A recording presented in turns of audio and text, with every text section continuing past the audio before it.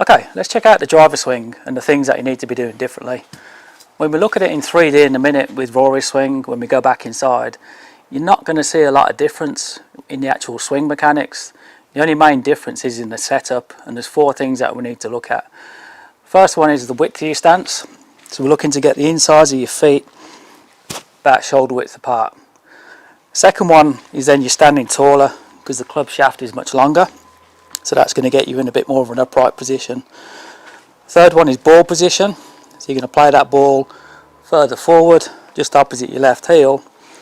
Then the fourth one, this is the interesting one, is the spine is pretty vertical when you're setting up. Whereas, you know, we've been led to believe that you need to tilt back when you're setting up with a driver, but when you look at it in a minute when I go through it on 3D, that's just not the case. So it's really important when you set up, feel as though you stand tall, get that wide stance, ball position forward, and then you're pretty much ready to go with the driver. In terms of the swing, just go back through steps 1 to 5 that I've gone through and look what's going on. Look what's going on with the pelvis and how that moves and how you create width on the way back.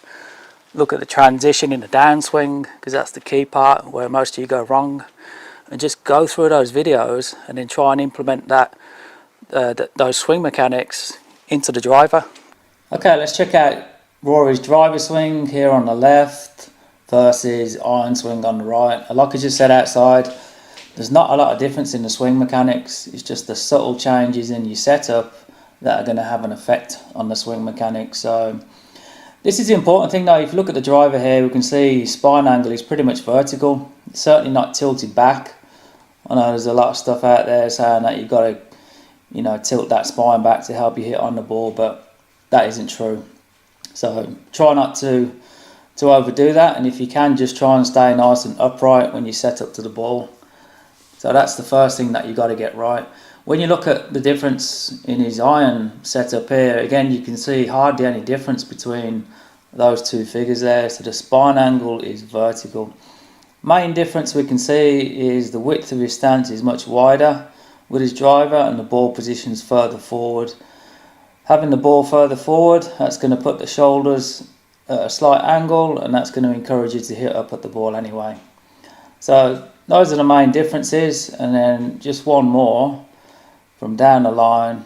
What we can see, because the driver shaft is much longer, he's going to be standing taller to the ball compared to with the iron shaft, which is much shorter. It's going to be bent over the ball more. So this change in spine angle here, which is down to the length of the golf club, has an effect on how you turn on the way back in terms of how your shoulders turn in relation to the floor. So with a shorter club, your shoulders are always going to turn down to the ground a lot more, as opposed to a longer club where they're going to turn a bit more level with the ground. So he's not trying to do anything different in these 2 swings. He's just, you know, he's just got a different golf club, which is affecting how he stands to the ball, which affects how he swings the club back in terms of, you know, his shoulders. So you don't have to change too much, and that's what I want to point out to you here today. All right, let's just go back to the start then. Okay, so what I want to look at is this figure here. We're looking at the driver here on the left, and then this is the iron shot on the right there. What's going on is very similar. Again, if you look at the pelvis sway figure here, it's going to be pretty similar. So he's got a little shift off the ball into that right side. The maximum he goes with the driver is about 1.8. We know with his iron from previous videos it's about 1.6, that shift off. But, you know, just watch the spine angle, this figure here, and you're going to see how that spine angle actually starts to tilt back the other way. So he started at pretty much 90 degrees with his driver and his 7 iron. Now he's going in the opposite direction. So the spine does tilt towards the target a little bit. Now my advice is just try and keep your spine nice and straight, nice and vertical when you swing. That's probably the best advice to give you, really. Just keep it nice and simple. So, you know, that's really important. That's what we can see there happening. In the downswing, in the transition, the hips are starting to push forward, so they're starting to push or move towards the target now.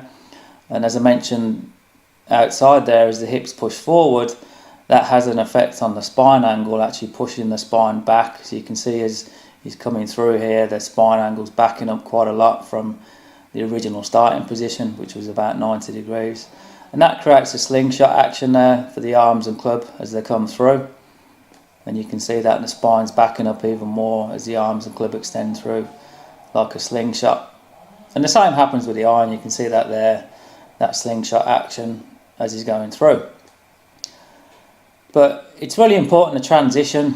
You know, I've talked a lot about the pelvis, the centre of the pelvis, and making sure that before you transition into the downswing, your pelvis is actually shifted slightly further forward of where it started. So, you know, coming into the downswing with the driver here, it's already 0.3 of an inch further forward from the starting point. And we can see that the same there with the iron shot as well. And it keeps pushing forward, so just watch the figure as it keeps pushing forwards as he's transitioning and bringing the club down. So it keeps going, and there is a point where it pretty much comes to a standstill, where then his left side will extend up and he'll come into the finish position, as you can see there. But those are the key changes, really. You know, I don't want you to feel like you're having to have several different golf swings to play golf. That isn't the case. You know, if we can set up pretty much with the spine vertical, if you can follow my steps 1 to 5 videos where I go through Rory's swing, where he's hitting the iron, you're pretty much trying to follow that all the way through. And the setup changes, the differences between the iron, the actual length of club, will make the changes for you. You know, you don't have to do a lot. You know, it'll sort of set you up in a slightly taller position for the driver, a little bit more bent over for the iron, and then that will naturally swing your shoulders on the correct plane. So your shoulders will turn a little bit flatter to the ground with the driver and a little bit more steeper to the ground with the iron. That's pretty much about it. So work on those points, check out the drills that I've just gone through in the videos outside and see how you got on with that. Thanks for watching.